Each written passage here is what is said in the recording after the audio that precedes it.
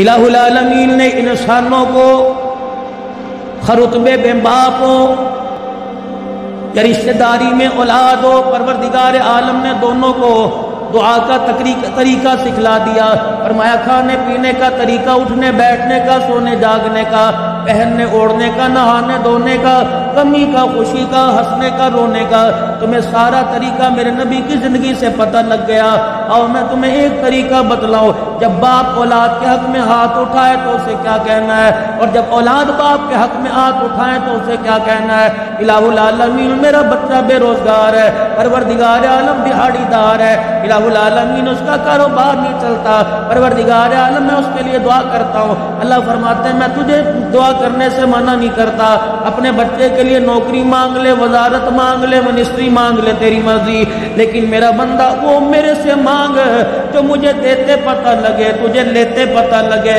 جیسے میرے ابراہیم علیہ السلام نے چولی پھیلا کے میرے سے مانگا تھا اور کہا تھا ربنا وابعث فیہم رسولا، جب میرے حبیب میرے خلیل نے مانگا تو میرے فرشتوں اور انسانوں کائنات کے حوانوں، پروردگار عالم کہتا ہے میں نے خلیل کی جھولی میں جب پاک نبی کی دولت ڈالی تو میں نے کہا خلیل تو نے آج ایسی چیز میرے سے مانگ لی، تیری جھولی میں لیتے تجھے پتہ لگے گا اور اپنے خزانوں سے تیری جھولی میں ڈالتے میں خدا کو پتہ لگے گا۔ کہہ دو اور زور سے کہہ دو نعرہ تکبیر، کوئی بات نہیں۔ اللہ سے وہ مانگو، کتنا بے حصہ سبزی مانگ رہا ہے، ترکاری مانگ رہا ہے، مانگنا ساری چیزیں اللہ ہی سے چاہیے، لیکن اللہ سے انمول موتی مانگ، الہی کیا مانگو۔ اللہ فرماتا ہے تم میونسپل کمیٹی کی نوکری مانگتا ہے لیکن میں نے تو تیرے لیے کوئی اور فیصلہ کر رکھا ہے، الہی میرے 4 بچے بے روزگار ہیں، الہی میں کیا مانگو۔ اللہ فرماتا ہے ٹھیک ہے میں تجھے مال دوں گا، اس مال سے سکون لا کے دکھا، میں علیحدہ علیحدہ سب کو فلیٹ دے دوں گا، اس سے سکون لا کے دکھا، میں جیبوں میں 5-5 ہزار کے نوٹ ڈال دوں گا، کھانے پہ دیسی قسم کے کھانے تجھے دے دوں گا، سکون لا کے دکھا۔ الہی پھر روٹی میں، رزق میں، پیسے میں، مکان میں، دکان میں سکون کوئی نہیں، الہی پھر میں تیرے دربار میں ہاتھ اٹھا کے کیا مانگو۔ فرمایا ربنا ہب لنا من ازواجنا وذریاتنا قرۃ اعین، وہ میرے بندے جب بھی میرے دربار میں ہاتھ اٹھایا کر، اپنے بچوں کی فرما برداری مانگا کر، اپنی بیوی کی خوش اخلاقی مانگا کر، یہ وہ 2 چیزیں ہیں اگر تیرے گھر کے اندر انہوں نے جنم لے لیا تیری آنکھوں میں نور بھی آ جائے گا، تیری آنکھوں میں ٹھنڈک بھی آئے گی، تیرے دل کو سکون بھی آ جائے گا۔ یہ مانگ ہمارے سے، ہب لنا من ازواجنا وذریاتنا، اپنی بیوی کی فرما برداری مانگ، اگر نافرمان ہو گئی، کسی دوسرے کی طرف اس نے دیکھ لیا کہ تیری چٹی داڑھی پہ ایسا داغ لگائے گی تو منہ دکھانے کے قابل نہیں ہوگا۔ اپنے بچوں کی پرورش کر، اپنے بچوں کو ضروری نہیں صرف یہ نہیں کہ مدرسے کے حوالے کر دیا، اپنے بچے کو یہ نہیں کہ 5-5 4-4 ہزار فیس والے اسکول کے حوالے کر دیا۔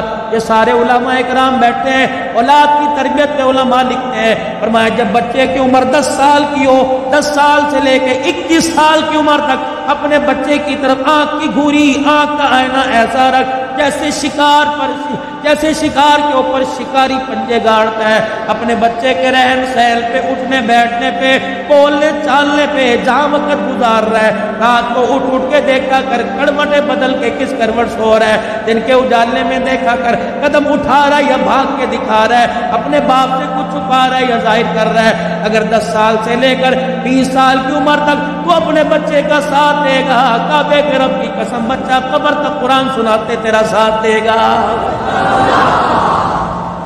وگرنہ حال یہ ہو جائے گا اللہ اکبر جنازگاہ کے باہر کھڑا ہو کر ہاتھ پہ ہاتھ رکھ کے کھڑا ہوگا، محلے والے آئیں گے، ریڑی والے آئیں گے، دکان والے آئیں گے، رشتہ دار آئیں گے، صبح سرد سے رشتہ دار آ کے جنازہ پڑھ کے چلے جائیں گے، بیٹا تو بیٹے کو کہیں گے پڑھ گئے گا مجھے باپ کو کندھا دینا تو آتا ہے لیکن میت کے اوپر مجھے جنازہ پڑھنے کی دعا ہی نہیں آتی ہے۔ اللہ سے خیر مانگو اپنے بچوں کو۔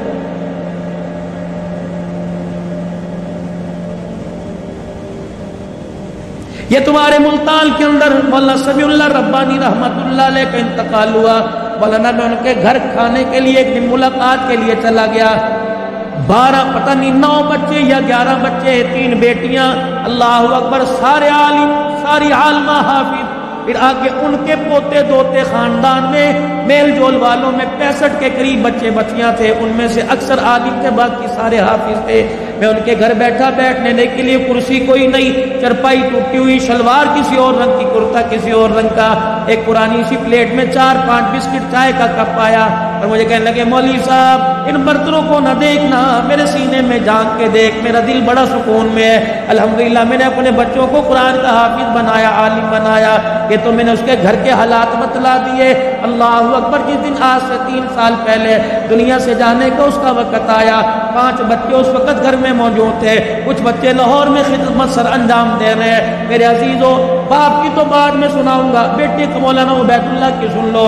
عشاء کی نماز پڑھائی، سلام پھیرا، سلام پھیرا، کہنے لگے اللہم انت السلام منک السلام تبارک ربنا وتعالیت یا ذا الجلال والاکرام وصلی اللہ تعالی علی رسول خیر خلقی محمد وعلی آلہ وصحبہ اجمعین برحمتک یا ارحم الراحمین. یوں منہ پر پھیرے ہاتھ، یوں بیٹھ گیا. لوگوں نے ہلایا، فرمایا اب کھڑا نہیں ہوگا، اب تو قیامت کی صبح کھڑا ہوگا. لیکن اتنی جلدی مر گئے. جو کام کرتے مرے گا، وہ کام کرتے اٹھے گا. قیامت کا دن ہوگا، اللہ اسے عشاء کی نماز کے وقت مصلی سے اٹھائے گا. اب باپ کا حال. مفتی سیف اللہ صاحب میں تعزیت کے لیے گیا، مجھے کہنے لگے مولانا ابا جان کا انتقال کیسے ہوا؟ 1 بجا تھا. ابا جان نے کمرے میں شور کر دیا، امی اٹھ کے آ گئی، میں اٹھ کے آ گیا، بھائی دوسرا اٹھ کے آ گیا.